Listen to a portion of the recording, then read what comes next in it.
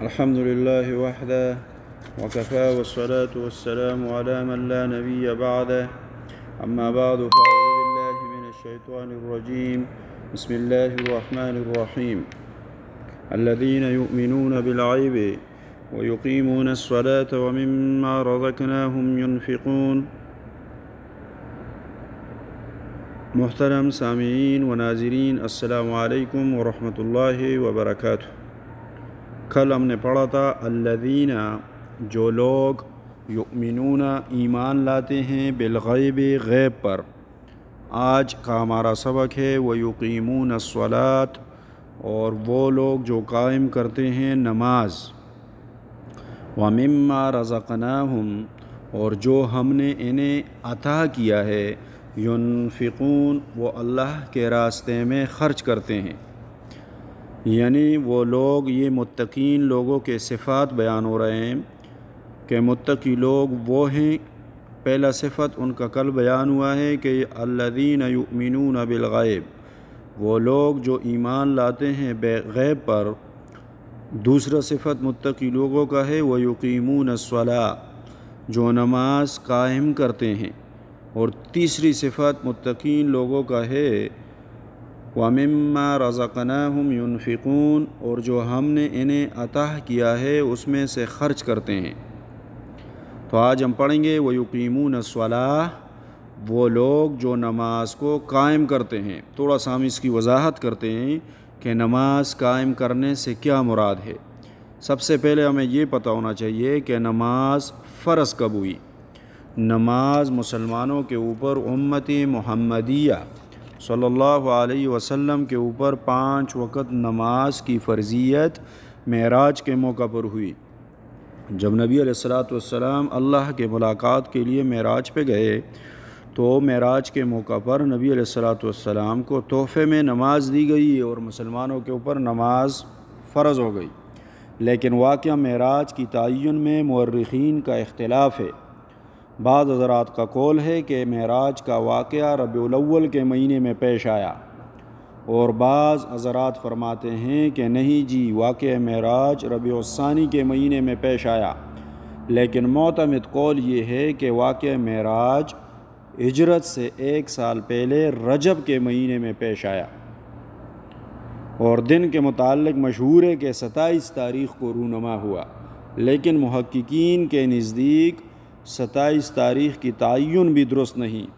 راجح قول مفسرین، محدثین، محققین نے یہ فرمایا ہے کہ واقعہ معراج کے مطابق راجح قول یہ ہے کہ 5 نمازوں کی فرضیت 12 رجب نبوی کو ہوئی، یعنی نماز کی فرضیت 12 رجب نبوی کو ہوئی۔ اور یقیمون الصلاۃ، جو نماز کو قائم کرتے ہیں۔ قائم کرنا کیا مراد ہے جی؟ ابن عباس رضی اللہ تعالیٰ عنہ فرماتے ہیں کہ قیام الصلاۃ سے مراد فرائض نماز بجا لانا، رکوع، سجدہ، تلاوت، خشوع اور توجہ کو قائم رکھنا، اسے نماز قائم رکھنا کہلاتے ہیں۔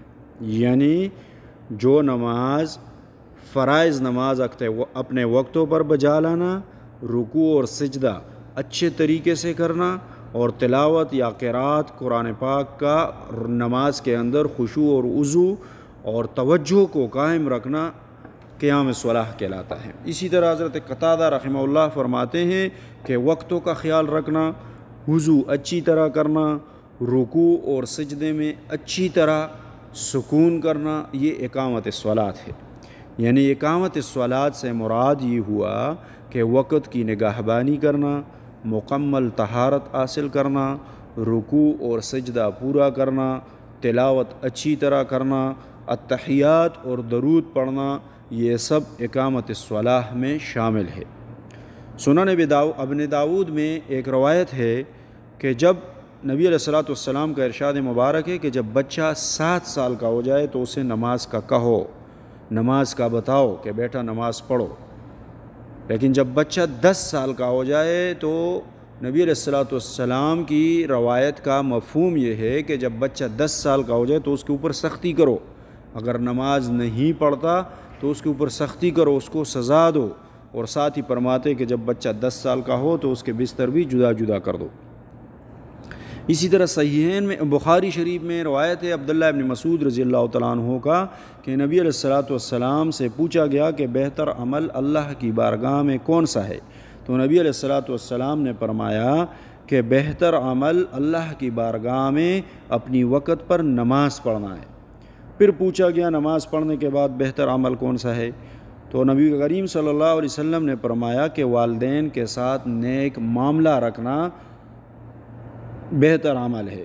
اس کے بعد پوچھا گیا کہ پھر تیسری درجے پہ کون سا بہتر عمل ہے؟ تو آپ علیہ السلام نے فرمایا کہ اللہ کے راہ میں جہاد کرنا، یعنی جہاد کرنے سے بھی افضل ہے نماز پڑھنا، والدین کی خدمت سے بھی افضل ہے نماز پڑھنا۔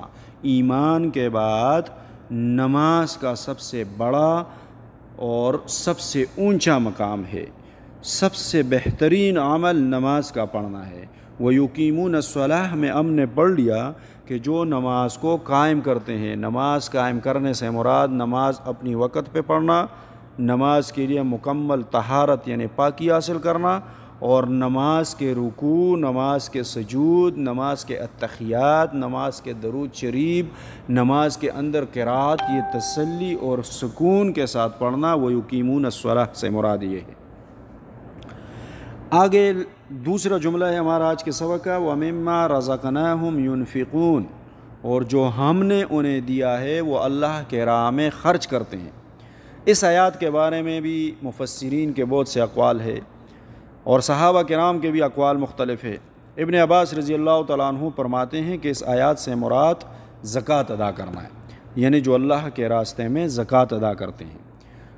ابن مسعود رضی اللہ تعالیٰ عنہ فرماتے ہیں کہ اس آیات سے مراد آدمی کا اپنے بال بچوں کو کھلانا پلانا ہے، ان کے اوپر خرچ کرنا ہے، صدقات دینا ہے، خیرات دینا ہے، یہ سب اس میں شامل ہے۔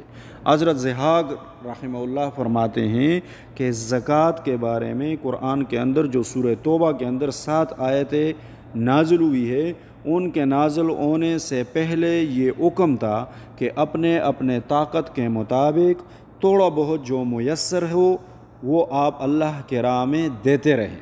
حضرت قتادہ رحمہ اللہ فرماتے ہیں کہ یہ مال تمہارے پاس اللہ کی امانت ہے، یہ عنقریب تم سے جدا ہو جائے گا، اپنی زندگی میں اس اپنے مال کو اللہ کے راہ میں لگا دو۔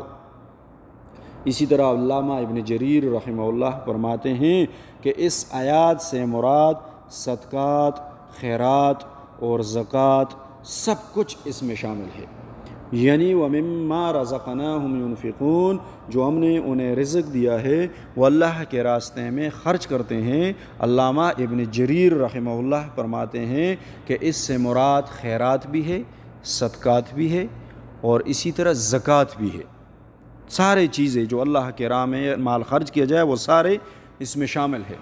بزرگ فرماتے ہیں اور مفسرین فرماتے ہیں کہ قرآن میں نماز پڑھنے کا اور مال خرچ کرنے کا، یہ دونوں کے ذکر ایک ساتھ آتے ہیں، یعنی اکثر اوقات آپ نے پڑھا ہوگا قرآن میں جب آتا ہے وَيُقِيمُونَ الصَّلَاةَ تو اس کے ساتھ آتا ہے وَيُؤْتُونَ الزَّكَاةَ، یعنی نماز قائم کرو مال خرچ کرو، نماز قائم کرو مال خرچ کرو۔ کیوں؟ اس لیے کہ نماز قائم کرنا اللہ کا حکم ہے، نماز اللہ کا حق ہے، نماز اللہ کی عبادت ہے، نماز اللہ کی توحید ہے، نماز اللہ کی ثنا ہے، نماز اللہ کی بزرگی ہے، نماز اللہ کی طرف جھکنا ہے، نماز اللہ پر توکل کرنا ہے، اور اسی طرح نماز اللہ کریم سے دعا کرنے کا نام ہے۔ تو جس طرح نماز اللہ کریم سے دعا کرنے کا نام ہے، اللہ کی بڑائی اور برتری ہے اس میں، اللہ کی وحدانیت کا بیان ہے اس میں، تو اسی طرح مال خرچ کرنے میں مخلوق کے ساتھ احسان کرنا ہے، مخلوق کے ساتھ احسان کرنا، اچھا برتاؤ کرنا، تاکہ مخلوق کو آپ سے نفع پہنچے۔ جو غریب لوگ ہیں، نادار لوگ ہیں، ان کا بس نہیں چلتا، ان کو آپ کے مال سے کوئی نفع پہنچے۔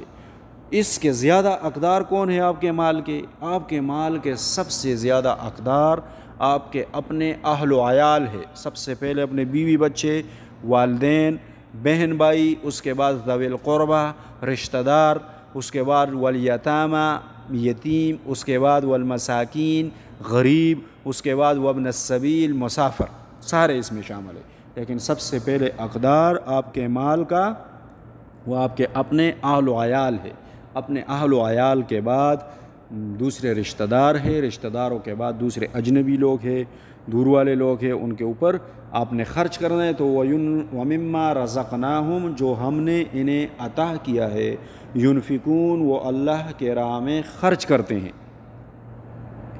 صحیحین میں ایک روایت آتا ہے، صحیحین سے مراد ہوتا ہے بخاری شریف اور مسلم شریف، جہاں بھی صحیحین کا لفظ استعمال ہو تو اس سے مراد ہوتا ہے بخاری شریف اور مسلم شریف، حدیث کے بڑی کتابیں ہیں۔ ابن عمر رضی اللہ تعالیٰ عنہ فرماتے ہیں کہ نبی کریم صلی اللہ علیہ وسلم نے فرمایا، اسلام کی بنیادیں 5 ہیں، اسلام کی بنیادیں 5 ہیں۔ سب سے پہلا بنیاد اسلام کا وہ اللہ کی توحید اور جناب رسول اللہ صلی اللہ علیہ وسلم کی رسالت کی گواہی دینا ہے۔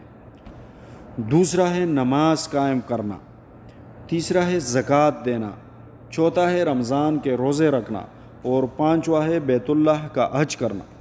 اس بارے میں اور بھی بہت سارے احادیث آئی ہیں نماز کے بارے میں، یعنی اسلام کی جو 5 بنیادیں ہیں اس میں ایمان لانے کے بعد سب سے جو اونچا مقام حاصل ہے وہ نماز کو حاصل ہے، سب سے جو بڑھ کر ثواب کا عامل ہے وہ نماز ہے، سب سے پہلے جو قبر میں پوچھا جائے گا وہ نماز ہے، سب سے پہلے جو قیامت کے دن حشر کے میدان میں میزان میں ترازو میں تول دیا جائے گا وہ نماز ہے، سب سے پہلے انسان کا رزلٹ مرنے کے بعد نماز کا ہی نکلے گا۔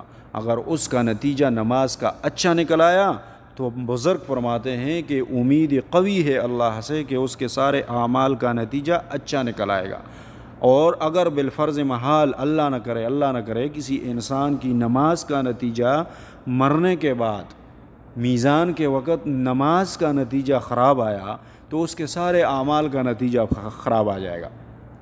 اسی طرح نماز جو ہے یہ انسان کے جسم، انسان کے مال اور انسان کے اخلاق کو پاک کرتا ہے۔ تو بس یہ ہمارا آج کا سبق ہے، الذی ویقیمون الصلاۃ، جو نماز قائم کرتے ہیں، ومما، اور اس میں سے، رزقناہم، جو ہم نے انہیں دیا، ينفقون، اللہ کے راہ میں خرچ کرتے ہیں۔ اللہ رب العزت ہمیں 5 وقت نماز پڑھنے کی توفیق عطا فرمائے۔